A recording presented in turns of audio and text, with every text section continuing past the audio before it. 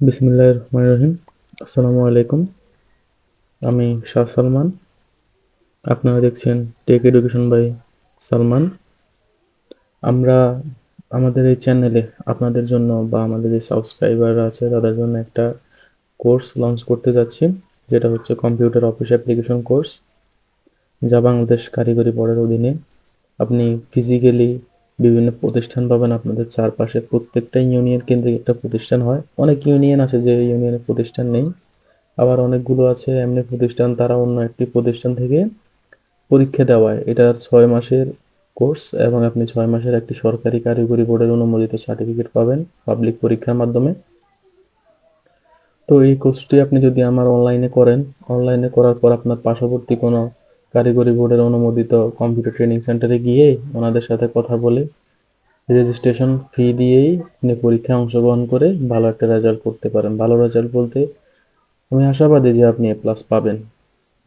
তো প্রথমে আমি আপনাদেরকে প্রুফ দিচ্ছি যে আপনারা যদি আপনাদের ক্রোম ব্রাউজারে গিয়ে বাংলাদেশ কারিগরি শিক্ষা বোর্ড বা বাংলাদেশ টেকনিক্যাল এডুকেশন বোর্ডের ওয়েবসাইটে যান, এখানে আপনারা দেখবেন এখানে যে স্বল্প মেয়াদী কোর্সের তালিকাটা আছে, স্বল্প মেয়াদী কোর্সের প্রশিক্ষণ সমূহ। এখানে ক্লিক করলে আপনারা দেখতে পাবেন এখানে একটি কোর্স আছে যে জাতীয় দক্ষতা মান বেসিক 360 ঘন্টা কোর্স, স্ব উদ্যোগে পরিচালিত প্রতিষ্ঠানসমূহের তালিকা। মানে এই প্রতিষ্ঠানগুলো সরকারের না, এগুলো একজনের ব্যক্তিগত একটা প্রতিষ্ঠান দেয়, তারপর কারিগরি বোর্ডের অনুমোদন নেয়। অনুমোদন নিয়ে আপনাদেরকে 6 মাসের একটা কোর্স করিয়ে ওটার উপর পরীক্ষা দেওয়ায়। আপনারা পরীক্ষায় ভালো রেজাল্ট করলে, ভালো মার্ক পেলে আপনি ভালো মার্কের একটা সার্টিফিকেট পাবেন। আর ওই সার্টিফিকেটগুলো বিভিন্ন সরকারি পরীক্ষায়, চাকরি পরীক্ষায় 6 মাসের একটা সার্টিফিকেট চাই। আপনি কম্পিউটার ল্যাব অপারেটর যারা হয় বিভিন্ন মাধ্যমিক উচ্চ বিদ্যালয়ে, কলেজে বা অফিস সহকারী কাম কম্পিউটার পদ যেগুলোতে থাকে, এগুলাতে যারা নিয়োগ হয় তাদেরকে এই 6 মাসের কম্পিউটারের সার্টিফিকেট দেখানো লাগে এবং সেটা হতে হবে অবশ্যই সরকারি কারিগরি বোর্ডের অনুমোদন প্রাপ্ত। তারপরে বিভিন্ন মন্ত্রণালয়ে কম্পিউটার অপারেটর আছে, কম্পিউটার ষাট মুদ্রা অক্ষরিক আছে, অফিস সহায়ক কাম কম্পিউটার আছে, মন্ত্রণালয়ে আছে, বিভিন্ন অফিসে আছে, জেলা অফিসে আছে, ইউনিয়ন অফিসে আছে, আপনার উপজেলা অফিসে আছে, বিভিন্ন আপনার বাংলাদেশে প্রায় লাখের উপরে এই কর্মসংস্থান আছে এই সার্টিফিকেটের উপরে।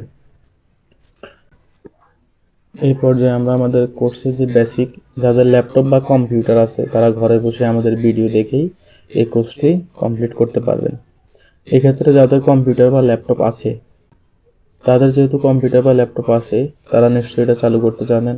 ল্যাপটপেরও হোম বাটন আছে, কম্পিউটারের পিসিতেও হোম বাটন আছে, মনিটরেও হোম বাটন আছে। আপনারা অন করার পর এরকম একটা ইন্টারফেস দেখতে পাবেন। এখন এখানে আমি উইন্ডোজ 11 ব্যবহার করছি, কেউ উইন্ডোজ 7 ব্যবহার করতে পারেন, কেউ উইন্ডোজ এসি ব্যবহার করতে পারেন, কেউ উইন্ডোজ 10 ব্যবহার করতে পারেন। এটা সবার ব্যক্তিগত চয়েস। আপনি যে উইন্ডোজটাই ব্যবহার করেন না কেন, যে অফিস প্রোগ্রাম ব্যবহার করেন না কেন, কাজ প্রায় সিমিলার। আপনার বেসিক নলেজটা তো থাকতে হবে। সেক্ষেত্রে আপনি প্রথমে এরকম একটা উইন্ডোজ দেখতে পাবেন, ইন্টারফেস আসবে। এটা হচ্ছে ডেস্কটপ, এটাকে আমরা বলি ডেস্কটপ। এখানে আছে দিস পিসি হচ্ছে কম্পিউটারের যে স্টোরেজটা, এটা এখানে। এবার আপনার কম্পিউটার যতটুকু স্টোরেজ আছে সেটাকে ভাগ করে আপনার 3টা ধাপে ভাগ করা যায়, 4টা করে, কেউ আবার 2টা করে, যার যতটুকু ইচ্ছা। এখানে আছে লোকাল ডিস্ক সি, এখানে কম্পিউটারের উইন্ডোজ থাকে।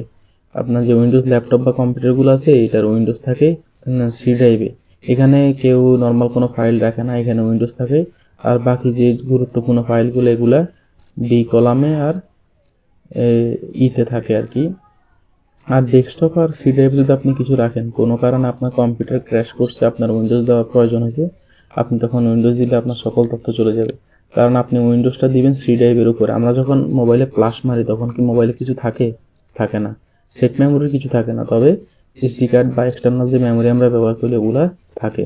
এক্ষেত্রে আপনি মনে করবেন যে এই লোকাল ডিস্কটা হচ্ছে আপনার সেট মেমোরি, আর এই বাকি লোকাল ডিস্ক সি হচ্ছে সেট মেমোরি, আর বাকি যে 2টা ডিস্ক আছে এগুলা এক্সটার্নাল মেমোরি। কিন্তু কার্ড একটাই, একটাকে 3 ভাগ করা হয়েছে। যেহেতু উইন্ডোজটা এটার উপরে পড়বে, এই সি ড্রাইভের উপরে পড়বে, তাই এই সি ড্রাইভে সবগুলো ডিলিট হয়ে নতুন একটা উইন্ডোজ বসবে। আর এগুলো যদি ডিলিট করা না হয় তাহলে দেখা যাবে পরে 2টা উইন্ডোজের কারণে আপনার কম্পিউটার অচল হয়ে যেতে পারে।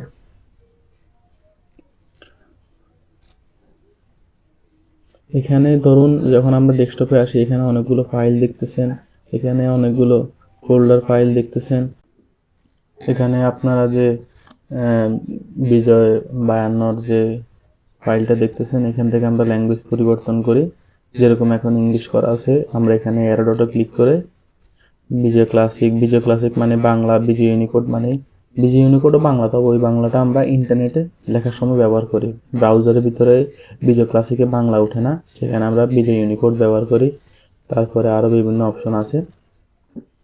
তো প্রথমে আমরা আপনাদেরকে ধারণা দিচ্ছি যে ডেস্কটপের ওয়ালপেপারগুলো পরিবর্তন করা হয় কীভাবে। আপনি যখন ডেস্কটপের উপর রাইট বাটন ক্লিক করবেন, রাইট বাটন ক্লিক করার পর এখানে কয়েকটা অপশন আসছে একটা ডায়াল বক্সে। প্রথম আছে ভিউর উপরে মাউস ধরলে হবে, ক্লিক করলে হবে। আপনি মাউসটা আবার নিচে নামাইলে এটা চলে যাবে। আপনি ভিউ আবার ধরে বরাবর সেদিকে আনলে দেখবেন large icon, medium icon, small icon, auto arrange icon, এভাবে বিভিন্ন অপশন আছে। লার্জ আইকন মানে এই আইকনগুলো কি বড় হবে না ছোট থাকবে। মিডিয়াম আইকন মানে মিডিয়াম সাইজ থাকবে, স্মল মানে অনেক ছোট হবে। যেহেতু আমি মিডিয়াম করে রাখছি, আমার ফাইলগুলো দেখতে এরকম দেখাচ্ছে। যদি আমি লার্জ করে দিই তখন ফাইলগুলো অনেক বড় হয়ে গেছে। আবার যখন আমি রাইট বাটনে ক্লিক করে এখানে ভিউতে গিয়ে এটাকে মিডিয়াম করে দিব, তখন আগের সাইজে চলে আসে। আবার যদি আমি এগুলোর স্মল করে দিই তখন অনেক ছোট হয়ে যাবে। আমরা এগুলোকে আগের অবস্থানে নিয়ে আসি, যেটা আমার কাছে কমফোর্টেবল।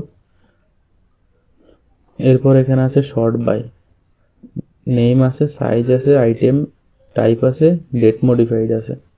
এখন এখানে নেম মানে নাম, আমার যে ফাইলগুলো আছে এগুলো কি নাম অনুসারে সাজানো থাকবে না সাইজ, একটা ফাইলের সাইজ কতটুকু সেই অনুযায়ী সাজানো থাকবে, নাকি আইটেম টাইপের উপর সাজানো থাকবে, না ডেট মডিফিকেশন মানে আমার ফাইল একটা এই জায়গায় ছিল আগের করা, নতুন আজকের ডেটে যদি আমি এটাকে আজকের ডেটে আবার মডিফাই করি, এটা এখান থেকে এখানে চলে আসবে, ফাইল এগুলো আবার উপরে চলে যাবে। এটা আমরা নর্মালি যেভাবে আছে ওইভাবে রাখি। এটা হচ্ছে রিফ্রেশ, এটাতে ক্লিক করলে ল্যাপটপ রিফ্রেশ হয়। এটা রাইট বাটন ক্লিক করে এটার উপরে রেখে লেফট বাটনে ক্লিক করলে কি রিফ্রেশ হবে। তারপরে আছে আনডু ডিলেট। ধরুন আমি এখান থেকে এই ফাইলটা ডেস্কটপের কোনো কিছু ডিলিট করে দিলাম, এই ফাইলটার উপর রাইট বাটন ক্লিক করে এখানে এই যে ডিলিট অপশন আছে এখানে ডিলিট করে দিলাম, এই ফাইলটা চলে গেল। এখন আমার ভুল হয়েছে যে ফাইলটা তো ডিলিট করা উচিত হয় না, বা অন্য কোনো ফাইল ডিলিট করতে গিয়ে আমি এইটা ডিলিট করে দিছি। সেক্ষেত্রে আমি আপনার এখানে রাইট বাটনে ক্লিক করে এই আনডুতে ক্লিক করলে আমার এই ফাইলটা কি চলে আসছে আবার, ঠিক আছে। তারপর রাইট বাটনে কি আছে, আন্ডু তো ঠিক আছে। এবার আছে রিডু ডিলিট, মানে আমি এই ফাইলটা আন্ডু করে আনছি না, ধর এটা তো দরকার ছিল না, আমি শুধু আবার আন্ডু করলাম। এরকম হলে এটাকে আবার রিডু ডিলিট করে দিলে এটা চলে যাবে, মানে আন্ডু রিডু। যেহেতু আবার রিডু করে দিছি, এখন আর আন্ডু অপশনটা নাই। যেহেতু আমার এটা ডিলিট করা ফাইল আমার একবার আনছি, আমি আবার রিডু করে দিছি না, এটা জরুরি, তখন আর আমার জন্য এই অপশনটা এখানে নাই। এই নিউর উপর ক্লিক করার পর এখানে অনেকগুলো ফাইল আসছে। প্রথমে আছে ফোল্ডার, এখানে যে ফোল্ডারগুলো দেখছেন এগুলো কিন্তু এখান থেকেই তৈরি করা হয়। আমি রাইট বাটন ক্লিক করার পরে এখানে নিউতে গেলাম, নিউতে গিয়ে ফোল্ডারে ক্লিক করার সাথে সাথে একটা ফোল্ডার তৈরি হয়ে গেল এখানে। এখন এখানে দেখেন এই নিউ ফোল্ডার 3 নামে আসছে, এখানে আবার এটার নামটা পরিবর্তন করার অপশন থাকছে। এক্ষেত্রে আমি এটাকে সিলেক্ট করে পুরা কেটে দিয়ে বা না কেটে লিখলেও কি হয়ে যাবে। কারণ আমরা দেখতেছি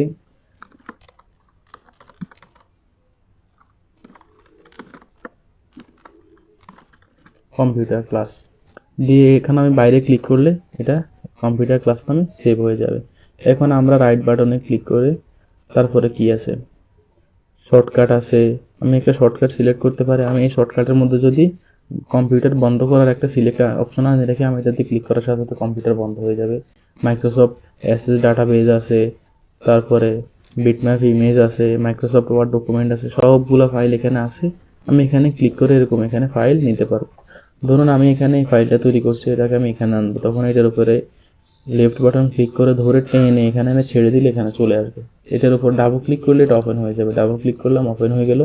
বা আপনারা চাইলে এটার উপরে রাইট বাটন ক্লিক করবেন, রাইট বাটন ক্লিক করার শেষে এখানে ওপেন একটা অপশন আসবে, এখানে ওপেনে ক্লিক করলে ওপেন হয়ে যাবে।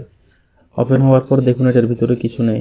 এখন ধরুন আমরা যেহেতু কম্পিউটার ক্লাস কেন্দ্রিক, এই ফাইলটা আমরা যেহেতু কম্পিউটার ক্লাস করাবো, আমাদের কম্পিউটার সকল ফাইল এখানে রাখবো। ধরুন এটা আমাদের কম্পিউটারের ফাইল, এটা বাইরে ছিল, আমরা এখানে এটাকে সিলেক্ট করে টেনে ধরে এটার ভিতরে এনে ছেড়ে দিলে এই বাইরের ফাইলটা এটার ভিতরে চলে আসছে, দেখছেন এখানে এই ফাইলটা। এটা আমরা কেটে দিয়ে যদি আবার এটাতে ডাবল ক্লিক করে ঢুকি, এখানে ফাইলটা আপনারা দেখতে পাবেন।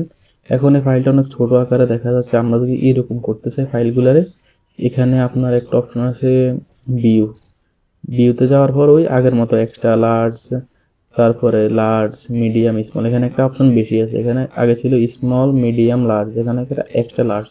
এখানে ক্লিক করলে এগুলোর থেকে অনেক বড় হচ্ছে, বা আপনি আর একটু ছোট, এখানে আমাদের স্মল হলে ছোট হয়ে যায় বেশি, তাই আমরা মিডিয়াম রাখছি এটাকে। এবার আমরা এটার ভিতরেও যদি রাইট বাটন ক্লিক করি, এখানে নিউতে যাই, এখানে আমরা চাইলে এখানের ভিতরে আবার সাব ফোল্ডার, মানে ফোল্ডারের ভিতরে ফোল্ডার তৈরি করতে পারবো। এই যেরকম এখানে একটা ফোল্ডার, এটার ভিতরে আমরা আরো একটা ফোল্ডার তৈরি করলাম।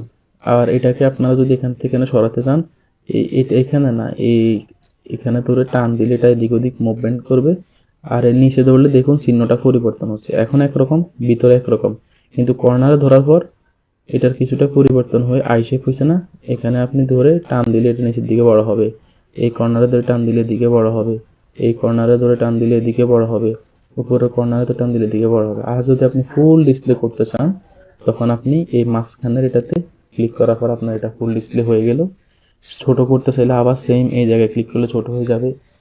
এটাকে যদি মিনিমাইজ করতে চান, মানে কাটা যাবে না, থাকবে, তখন আপনি এখানে মিনিমাইজ করবেন, তখন এটা এখানে সেভ থাকবে। এখানে ক্লিক করলে আবার চলে আসবে। এটা দিতে তো অবশ্যই ক্রস চিহ্ন। এবার আমরা এটার ভিতরে চাইলে যদি নতুন এরকম একটা ওয়ার্ড ডকুমেন্ট তৈরি করতে চাই, তখন রাইট বাটনে ক্লিক করবেন।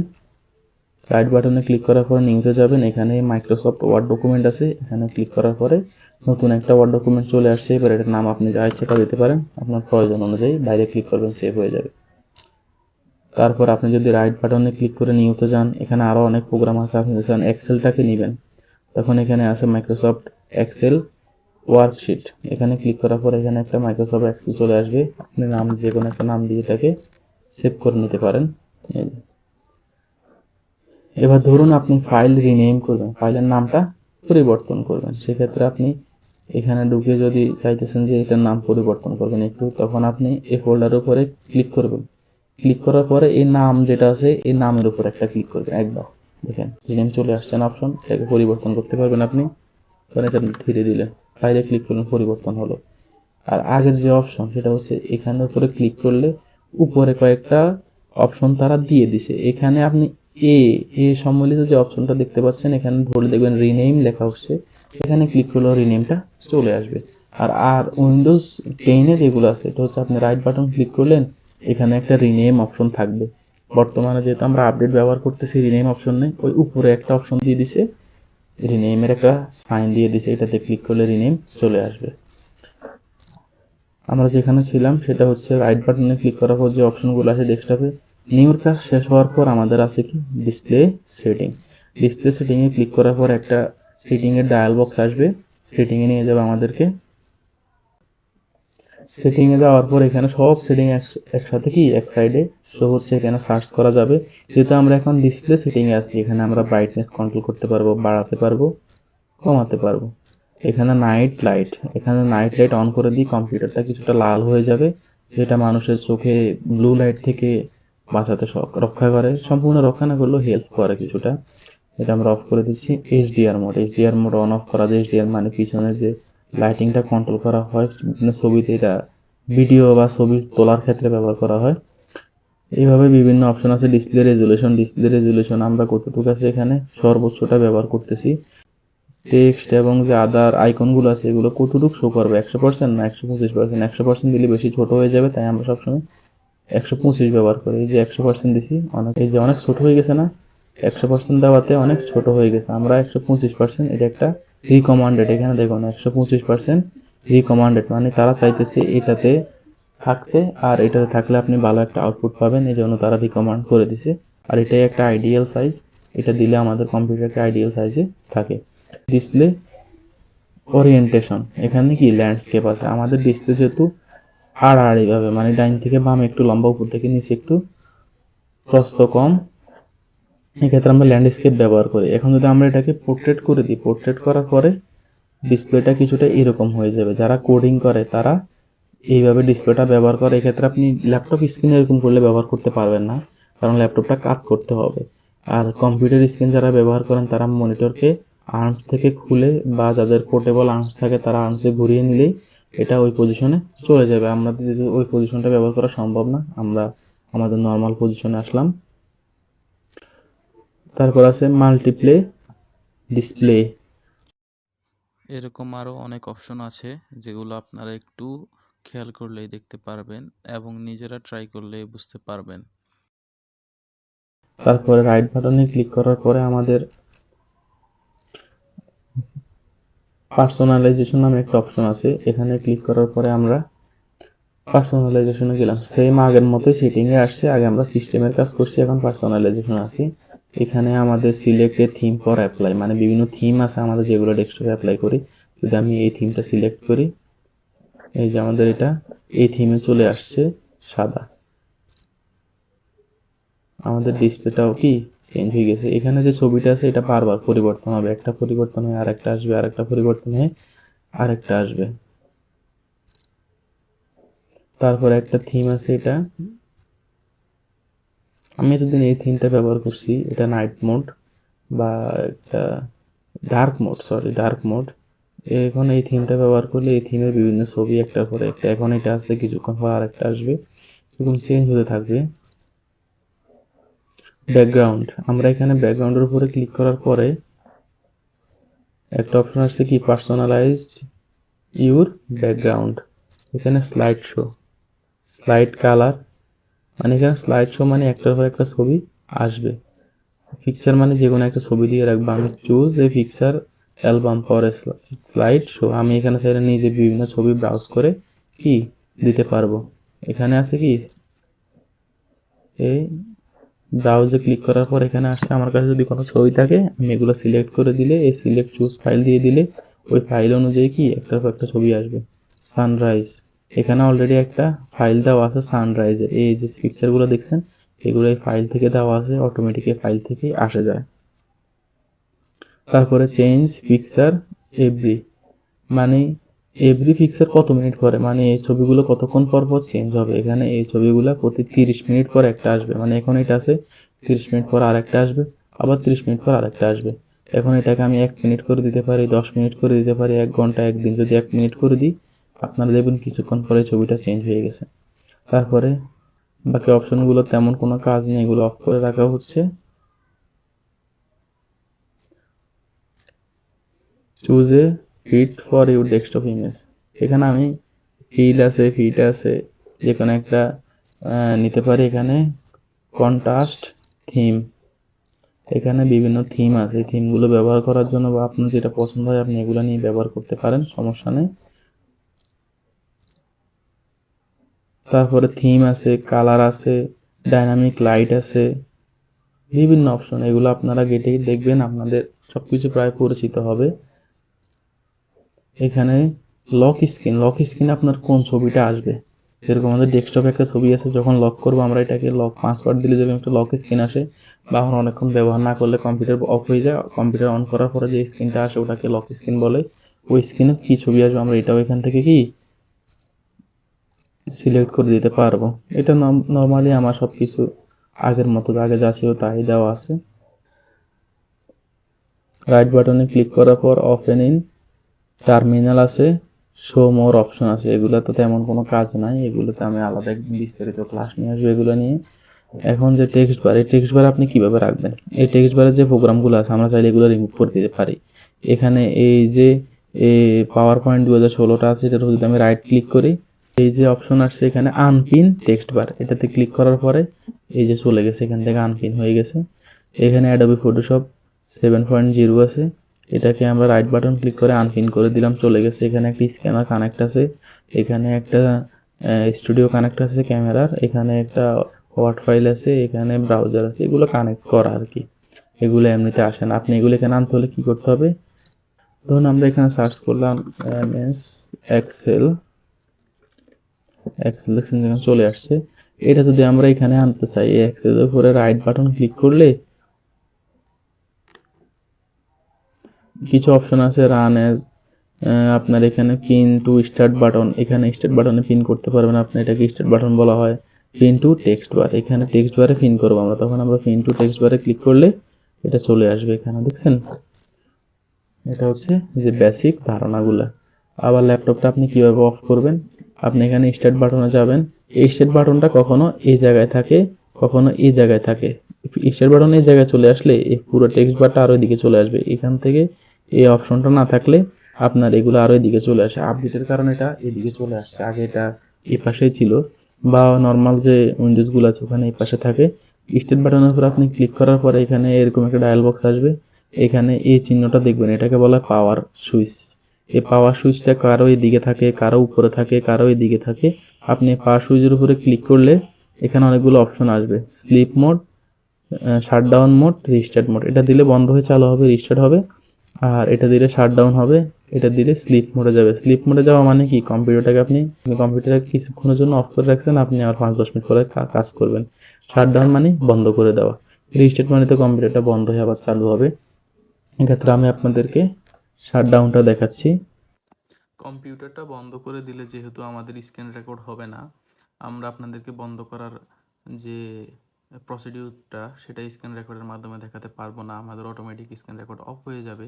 সেক্ষেত্রে আমি আমার মোবাইল ব্যবহার করছি আপনাদেরকে দেখানোর জন্য। এক্ষেত্রে আপনারা এখানের এই যে রাইট বা এখানে যে স্টার্ট বাটন আছে, স্টার্ট বাটনের উপর ক্লিক করার পরে যে একটা ডায়াল বক্স আসবে, এই ডায়াল বক্সে আপনারা যে এইখানে এই পাওয়ার বাটনটা আছে, এই পাওয়ার বাটনের উপর ক্লিক করে শাটডাউন দেওয়ার পরে আপনার ল্যাপটপটা শাটডাউন হয়ে যাবে। কিছুক্ষণ সময় নেবে, তারপরে এইভাবে একটা লোডিং হবে, শাটডাউন উঠবে। ডান, আপনার ল্যাপটপটি শাটডাউন হয়ে গেছে। আপনার ল্যাপটপের কনফিগারেশনের উপর নির্ভর করবে আপনার ল্যাপটপটি অফ হতে কতক্ষণ লাগবে। আপনারা যখন ল্যাপটপ ব্যবহার করবেন সেক্ষেত্রে আপনি ল্যাপটপের এখানটাতে যে হোম বাটনটা আছে এটাতে ক্লিক করতে হবে। এটাতে একটা ক্লিকে আপনার ল্যাপটপ অন হয়ে যাবে। যেমন আমি আপনাদেরকে দেখাচ্ছি, এখানে আমি একটা ক্লিক করলে এখানে লাইট জ্বলে উঠবে। দেখুন এখানে একটা লাইট জ্বলে উঠছে হোম বাটনে, আর আমাদের ল্যাপটপটাও চালু হতে শুরু করে দিয়েছে। এই যে দেখতে পাচ্ছেন আমাদের ল্যাপটপটা অন হচ্ছে। আর আমরা আমাদের এই কোর্সে যে প্রোগ্রামগুলো শিখাবো সেটা হচ্ছে কম্পিউটার অফিস অ্যাপ্লিকেশন। অফিস অ্যাপ্লিকেশনের অধীনে অনেকগুলো প্রোগ্রাম আছে।